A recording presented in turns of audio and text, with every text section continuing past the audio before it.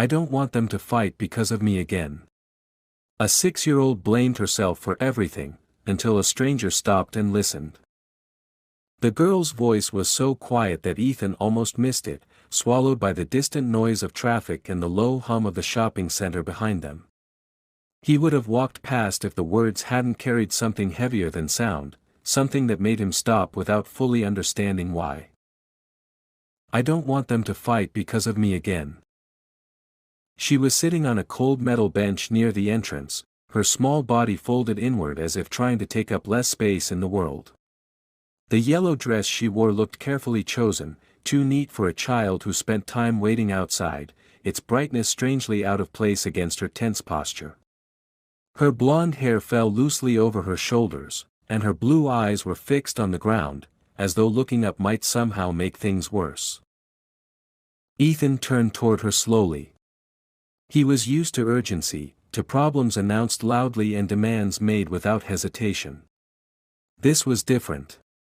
This was a sentence that had clearly been repeated in her head many times before she ever said it out loud. What do you mean? He asked gently, keeping his distance. The girl flinched at the sound of his voice, then glanced up at him briefly, her eyes darting away almost immediately. If I wasn't here, she said, choosing each word with care, they wouldn't yell. Ethan felt a sharp pull in his chest, an instinctive reaction he hadn't experienced in years.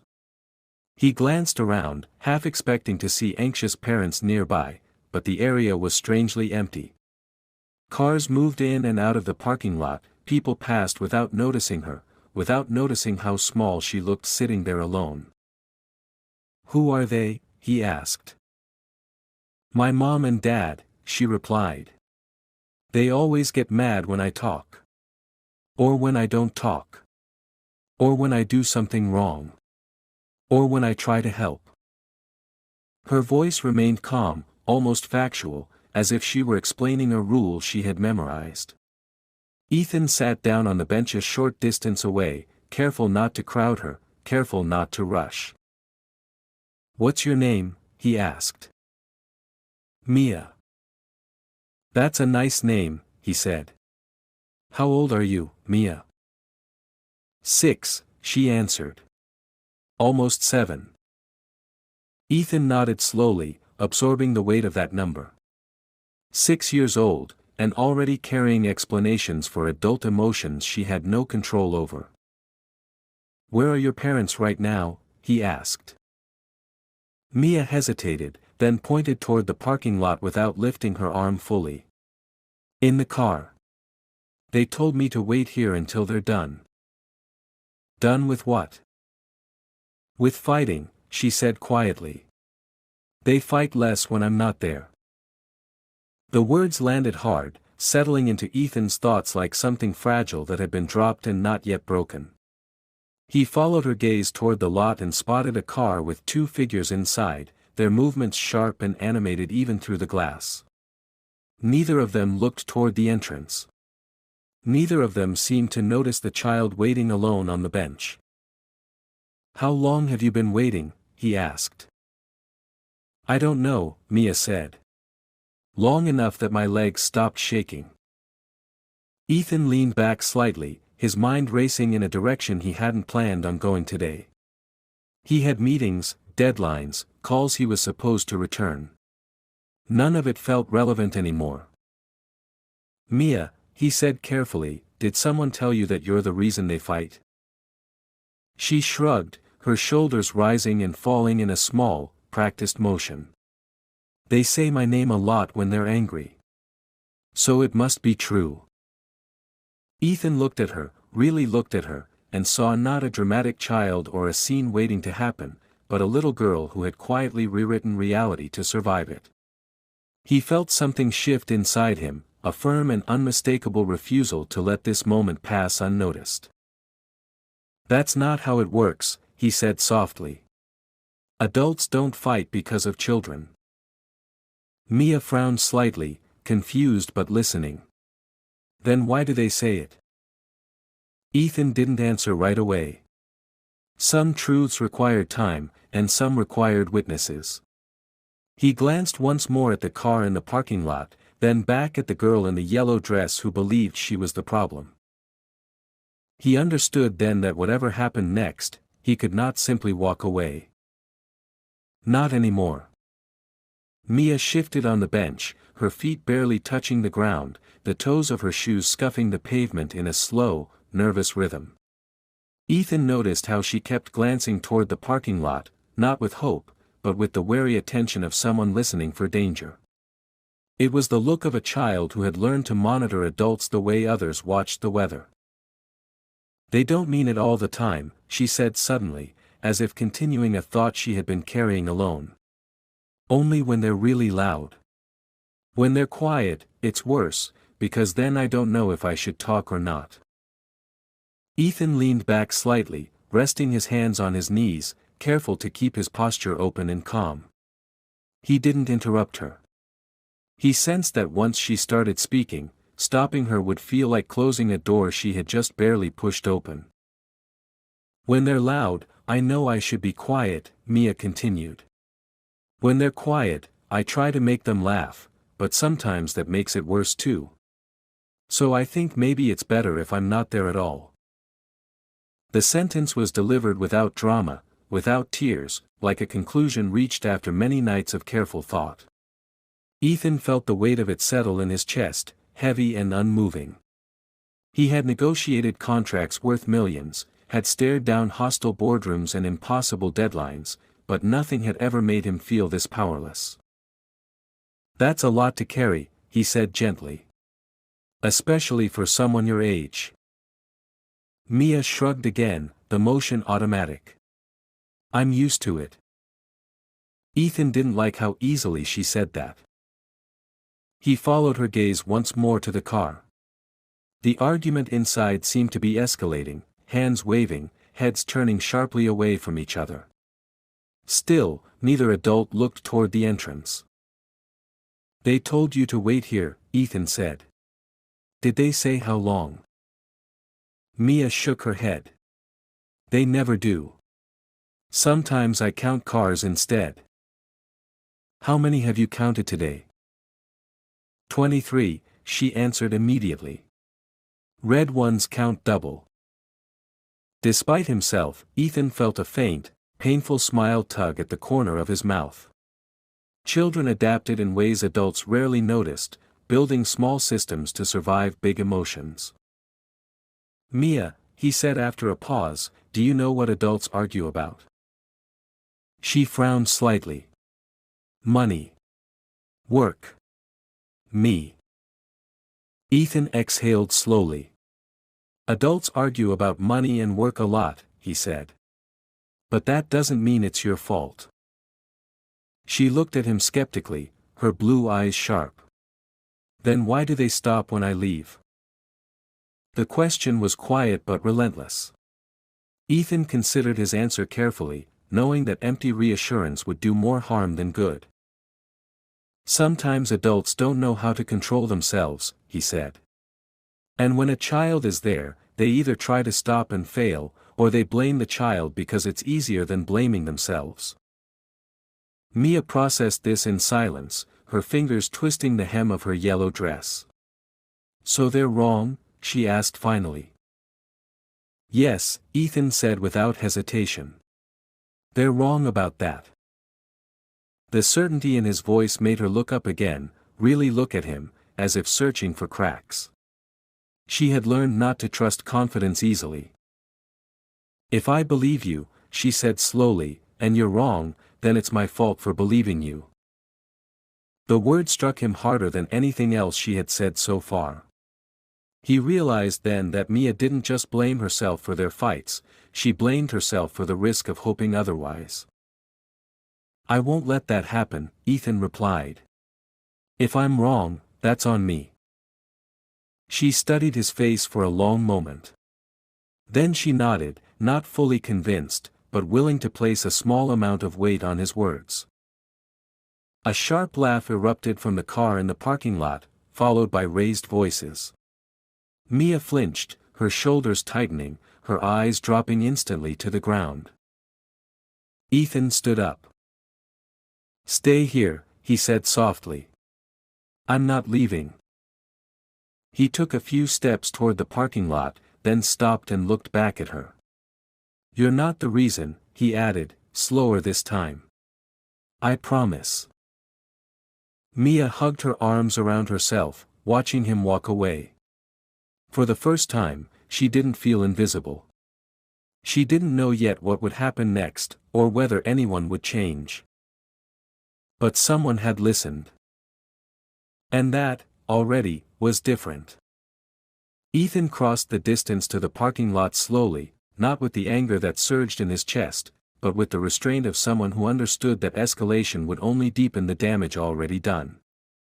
The cold asphalt crunched beneath his shoes as he approached the car, its engine still running, exhaust curling into the air like visible breath. Inside, the man and woman were locked in their argument, faces tight, voices sharp enough to cut through the glass. He stopped a few feet from the driver's side and waited until they noticed him. It took longer than it should have.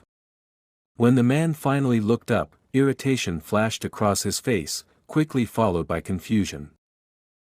Is there a problem? The man asked through the cracked window, his tone already defensive. Yes, Ethan said calmly. Your daughter is sitting alone outside, convinced she's the reason you're fighting. The words landed like a sudden drop in temperature. The woman turned sharply, her expression shifting from anger to alarm. Mia, she said. She's right there. We told her to wait. Ethan held her gaze. She's 6, he replied. And she thinks your marriage problems are her fault. Silence filled the car, thick and uncomfortable. The man scoffed quietly. That's ridiculous, he muttered. We don't say that. You say her name, Ethan replied evenly.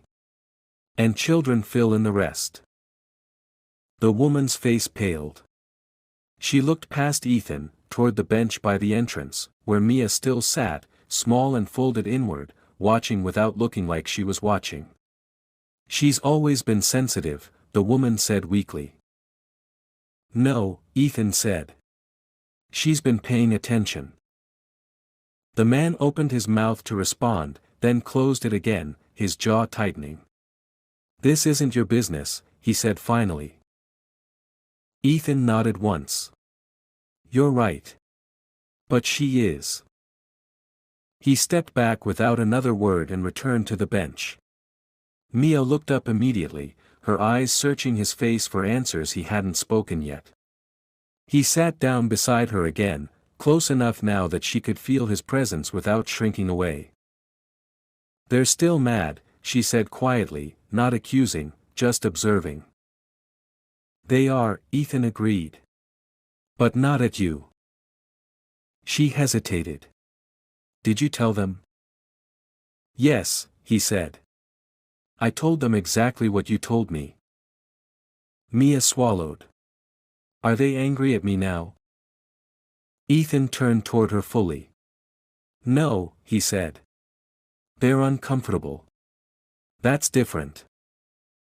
She frowned, trying to understand. Uncomfortable like when you sit too long. Like when you realize you hurt someone and can't pretend you didn't, Ethan replied. Mia was quiet for a long moment. The noise of the parking lot faded into the background as she stared at her hands, twisting the fabric of her dress between her fingers. What if they forget again? She asked. They always do. The question was not hypothetical. It was lived in, worn smooth by repetition. Ethan felt the truth of it settle heavily between them. Then it won't be your job to remind them, he said. It will be theirs. She looked up at him sharply. Grown-ups don't like being reminded. No, Ethan admitted. But that doesn't make it your responsibility. Mia leaned back against the bench, her shoulders sagging slightly as if she had been holding herself upright for too long. Sometimes I pretend I'm not there, she said. Then they talk nicer. Ethan closed his eyes briefly, the image cutting too close. You shouldn't have to disappear to be loved, he said softly. Footsteps approached. The woman was walking toward them now, her movements slower, more deliberate, her face strained with something that looked like fear. She stopped a few feet away, unsure whether to come closer. Mia, she said, her voice gentler than before. Sweetheart, I didn't know you felt that way. Mia looked at her mother but did not move. I don't want you to fight, she said simply. The woman crouched down, her breath catching. We're not fighting because of you, she said. We never were. Mia glanced at Ethan, uncertainty flickering across her face. He met her eyes and nodded once, steady and sure. Sometimes adults say things they don't mean, the woman continued, tears forming now. And sometimes they don't realize how loud those things sound. Mia considered this carefully. Will you stop saying my name when you're mad? She asked. The question was small, precise, impossible to dodge. The woman nodded quickly. Yes, she said. I promise. Mia did not smile. Not yet. Promises had weight only when time proved them true. She simply sat there, absorbing the moment, the shift in the air, the fact that her thoughts had been spoken aloud and not dismissed. Ethan watched quietly, aware that his role here was not to fix or to rescue, but to witness. To make sure this moment did not vanish as easily as so many others had. As the woman reached out and gently took Mia's hand, Ethan felt a cautious hope take root. It was fragile, easily broken, but real. And for the first time, Mia did not pull away. The moment did not resolve itself as neatly as anyone might have hoped.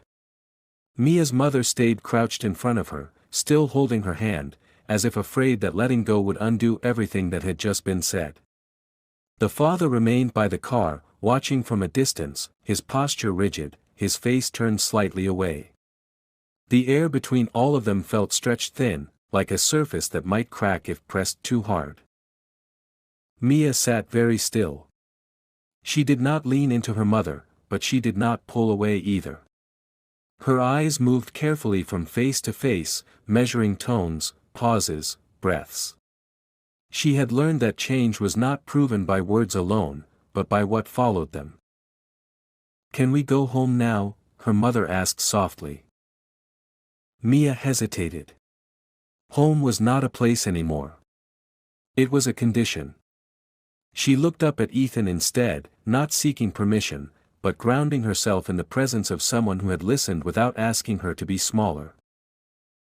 Ethan met her gaze and gave a slight nod, the kind that said whatever she chose would be respected. I don't want to go back to the car, Mia said after a moment. Not right now. Her mother swallowed hard. Okay, she replied, forcing calm into her voice. That's okay. We can walk. The father approached slowly then, his movements awkward, uncertain. He stopped a few steps away from them, clearly unsure of his place in the moment. I didn't mean it like that, he said, his voice rough. I didn't mean to make you think. Mia looked at him directly. When you shout my name, she said, it feels like it's my fault. The words were simple, but they landed with undeniable weight. The man's shoulders slumped slightly, as if something inside him had finally given way. I didn't know, he said quietly. Mia nodded once. Now you do. No one spoke for a while after that. Cars continued to move through the parking lot, people passed in and out of the shopping center, unaware that something fragile and important was unfolding just a few feet away. Ethan remained seated, silent, present, understanding that his restraint mattered as much as his earlier intervention. They began walking slowly toward the building entrance, not in a tight group, but together enough to feel connected.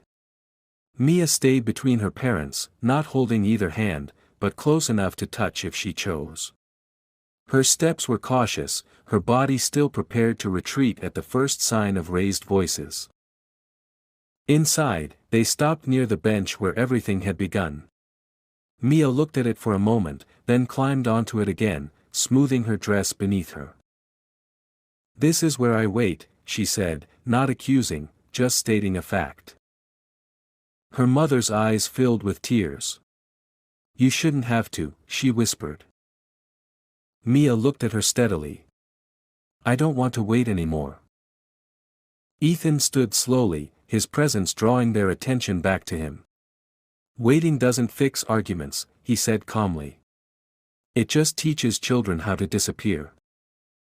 The father nodded, shame flickering across his face. "We need help," he admitted.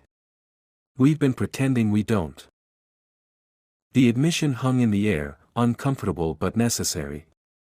Mia listened closely, her shoulders relaxing just a fraction. She didn't need perfection. She needed effort that didn't vanish the moment things got difficult. Her mother reached for her again, this time more carefully. "We're going to try," she said. "Not just say it.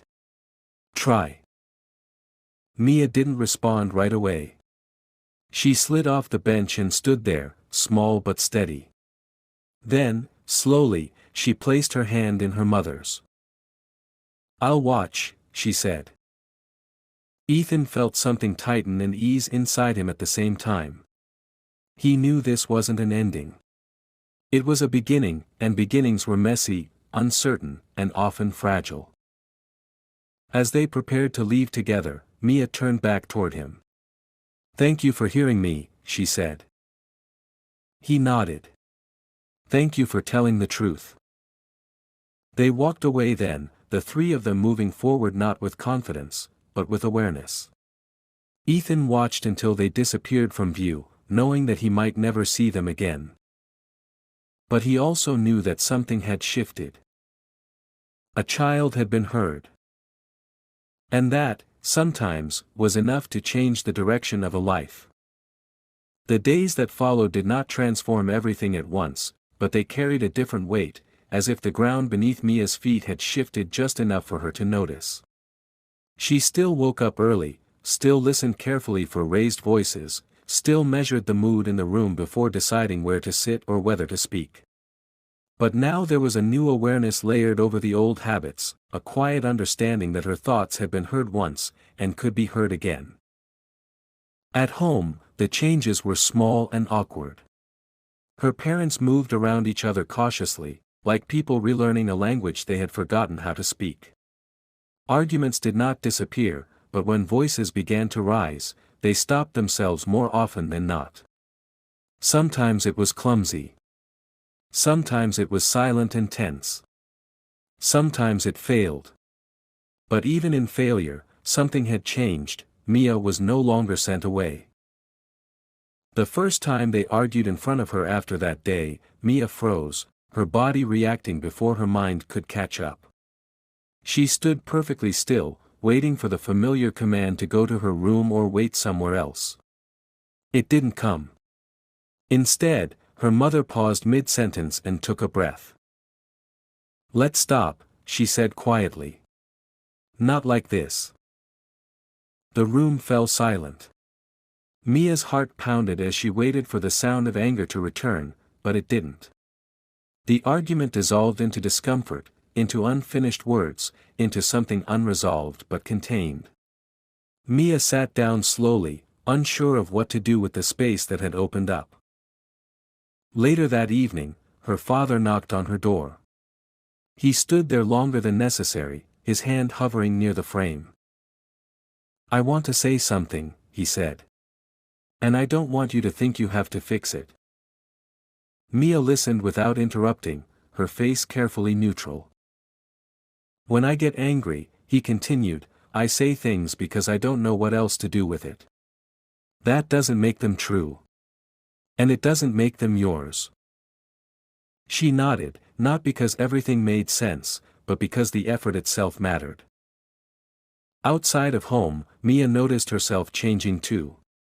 At school, she raised her hand more often, even when she wasn't completely sure of the answer. When a classmate blamed her for a mistake during a group project, she felt the familiar pull of guilt rise in her chest, then pause. For the first time, she said, "That wasn't just me, and the world didn't end." Sometimes she thought about Ethan. Not constantly, not as a rescue story, but as a reference point. Someone who had stopped walking. Someone who had listened without trying to hurry her truth. She didn't know if she would ever see him again, but his presence lingered in a way that made her feel less alone in her own thoughts. One afternoon, weeks later, she saw him again by accident. He was standing near the same bench, talking on his phone, his posture familiar even from a distance. Mia stopped short, her breath catching. She watched him for a moment, unsure whether she should approach. He ended his call and turned, and when he saw her, his expression softened instantly. "Mia," he said, surprised but genuinely pleased. "Hi." She walked toward him slowly. "They're trying," she said without greeting. "Not always good. But trying." Ethan nodded, understanding more than the words alone conveyed. "That matters," he said. She hesitated, then added, "I don't wait on the bench anymore." He smiled, not broadly, but with quiet relief. "I'm glad." They stood there for a moment, the city moving around them, both aware that this meeting was not an obligation but a confirmation. Something that had started with a sentence whispered in fear had carried forward, changing shape as it went. As Mia walked away, she felt something she had rarely felt before. Not certainty. Not happiness in the simple sense. But space. Space to exist without explaining herself. Space to be a child without translating adult emotions. Space that had been opened not by a miracle, but by one moment of attention. And that space, she was learning, was where healing quietly began. Time moved forward in a way that felt unfamiliar to Mia, slower and less sharp around the edges. Days no longer blurred together as a series of moments to endure. Instead, they began to separate themselves, each one slightly different from the last, each one offering small evidence that not everything would collapse if she took up space. Her parents started attending counseling sessions together. At first, Mia wasn't told much about them, only that they were talking to someone. She noticed the changes anyway. The arguments became shorter. The silences became less dangerous. When voices rose, they were followed by pauses instead of explosions. Mia watched all of this closely, not with optimism, but with careful observation, as though she were studying a fragile experiment that might fail at any moment. One evening, her mother sat beside her on the couch and said, "If we ever start making you feel like it's your fault again, I want you to tell us." Mia looked at her, startled. "What if you get mad?" Her mother swallowed. "Then that will still be our responsibility, not yours." The words settled slowly. They didn't erase the past, but they gave it boundaries. At school, Mia's teacher noticed changes too. She stopped apologizing before asking questions. She stopped shrinking when corrected. Once, when a boy blamed her for spilling paint during art class, she felt the old instinct surge, the familiar urge to absorb the blame and keep the peace. Instead, she took a breath and said, "It was an accident." We both bumped the table. The teacher nodded, and the moment passed without punishment or tension. Mia sat back down, heart racing, surprised at herself. Some nights were still hard. Raised voices on television made her flinch. Sudden movements tightened her chest. But now, when those feelings came, she didn't assume they meant she had done something wrong. She named them quietly to herself. Fear. Memory. Habit. Naming them made them smaller. Ethan crossed her mind often, though not as a hero or a savior. He existed in her memory as proof. Proof that adults could stop. Proof that listening could change direction. Proof that someone could see her and not look away. One Saturday afternoon, her parents suggested they go to the park together. The idea alone made Mia nervous. Outings had always been unpredictable, often ending in tension or blame. She agreed anyway, her body stiff with readiness. At the park, something unexpected happened. Her parents sat on a bench and talked quietly while she played. They watched her instead of watching each other.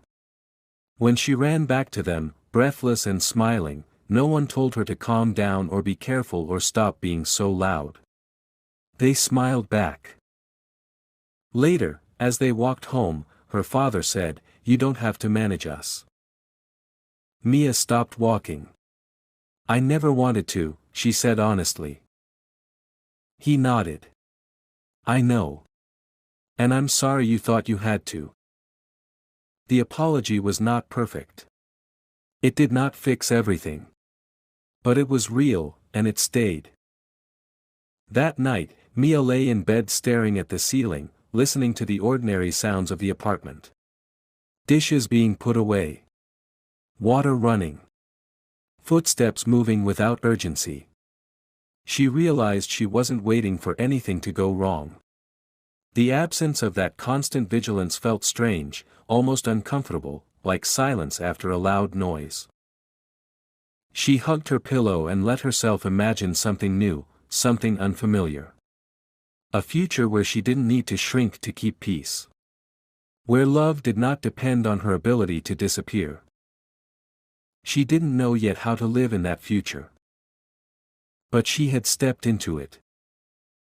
And for the first time, she believed she was allowed to stay. The real test did not arrive as a dramatic argument or a loud confrontation. It came quietly, wrapped in something that looked almost ordinary. One evening, after dinner, Mia's parents sat at the table longer than usual, their voices low, careful, serious. Mia was in the living room drawing, but her body recognized the shift immediately. Her shoulders tightened, her hand froze mid-stroke, and the familiar instinct rose inside her like a reflex she hadn't asked for. She stood up without thinking and walked toward the hallway, ready to remove herself before anyone had to ask. "Mia," her mother called gently. "You don't have to go." Mia stopped, her back still turned. Her heart was beating fast, louder than the words in the room. Slowly, she turned around. "We're just talking," her father added. "Not fighting." Mia watched them closely. Their faces were serious, but not sharp. Their voices were steady, not raised. Still, the feeling inside her didn't disappear right away. Fear didn't vanish just because it was no longer needed. She walked back to the couch and sat down, pulling her knees up, drawing without really seeing the page. She listened. Not for blame this time, but for tone, for pauses, for signs she needed to disappear. The conversation ended quietly. No slammed doors. No accusations. Just silence, and then her mother standing up to rinse a plate. Mia realized her breath had been held the entire time. She exhaled slowly, surprised by how much energy it took to stay present. Later that night, as her father tucked her in, she finally spoke. "I thought you were going to start," she admitted. He sat on the edge of the bed, not rushing to contradict her. "So did I," he said honestly. "That's why we stopped." She studied his face, searching for defensiveness, for excuses. She found none. "It still feels scary," she said.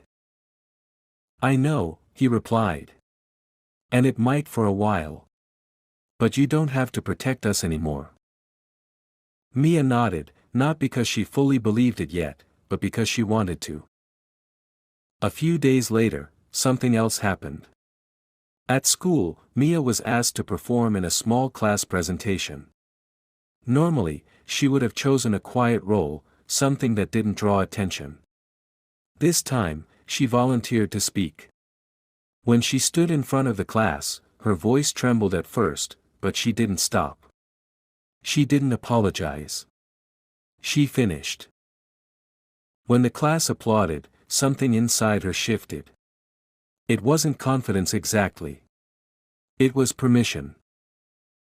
That afternoon, she told her parents about it. They listened. Really listened. They didn't interrupt.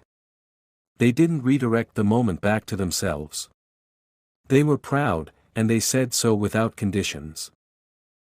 That night, Mia sat on her bed and thought about Ethan again.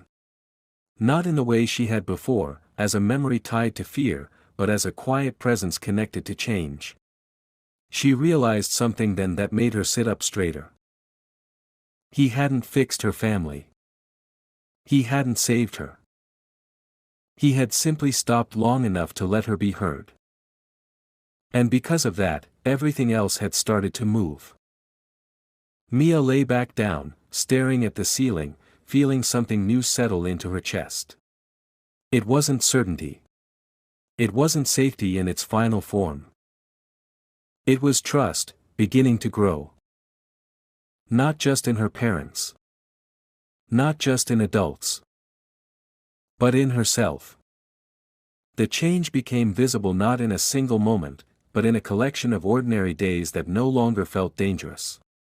Mia noticed it one afternoon when she came home from school and dropped her backpack by the door without bracing herself for what mood she might be walking into. The apartment sounded normal. Not quiet in a tense way, not loud in a warning way. Just lived in. Dishes clinked softly in the kitchen. Music played at a low volume. Someone laughed, then stopped, then laughed again. She stood there longer than necessary, surprised by how unfamiliar calm could feel. Mia, her mother called. Dinner in 10 minutes. Mia answered without rehearsing her tone. Okay. The word came easily. It didn't feel like a test. Later that evening, they sat together at the table. Not perfectly. Not without pauses. But together. When her parents disagreed about something small, they spoke about it, then moved on. No one looked at Mia. No one waited for her reaction.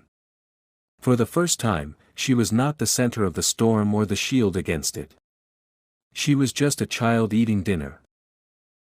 Afterward, Mia went to her room and pulled out her drawings. The one she had made weeks ago caught her attention, the one with a small figure sitting alone on a bench. She studied it for a long time, then flipped the page and began a new one. This time, the bench was empty. The space around it was still there, but it no longer needed to hold anyone. A few days later, she passed the shopping center with her parents. As they walked by, Mia slowed down, her eyes drifting toward the familiar entrance. The bench was still there. People sat on it, checked their phones, waited for rides. It looked ordinary now. Do you want to stop? Her father asked, noticing her hesitation. Mia shook her head. No, she said. I don't need to. They kept walking. That night, as she lay in bed, Mia thought about how she used to measure herself. How carefully she once listened for signs that she was too loud, too much, too present. How often she believed that love depended on her ability to disappear. The thought felt distant now, like remembering a room she no longer lived in. She still flinched sometimes. She still felt fear rise without warning. Healing hadn't erased those instincts. It had simply given them context. When fear appeared now, it no longer meant guilt. It meant memory. And memory could be held without obeying it. Mia turned onto her side and hugged her pillow, not out of loneliness, but out of comfort. She understood something she hadn't before. That the belief she had carried for so long was never hers to begin with. It had been placed on her quietly, repeatedly, until she mistook it for truth. Someone had interrupted that cycle. Not with grand speeches or rescue, but by stopping long enough to listen. Because of that, Mia no longer believed she was the reason everything broke. She believed she was allowed to exist fully, loudly, imperfectly, without apology. And that belief, once planted, began to grow into something steady and strong. Something that would stay with her long after the arguments faded. Something that would carry her forward. She closed her eyes and slept deeply, not because the world was perfect, but because for the first time, it no longer felt like it would fall apart if she stayed exactly where she was.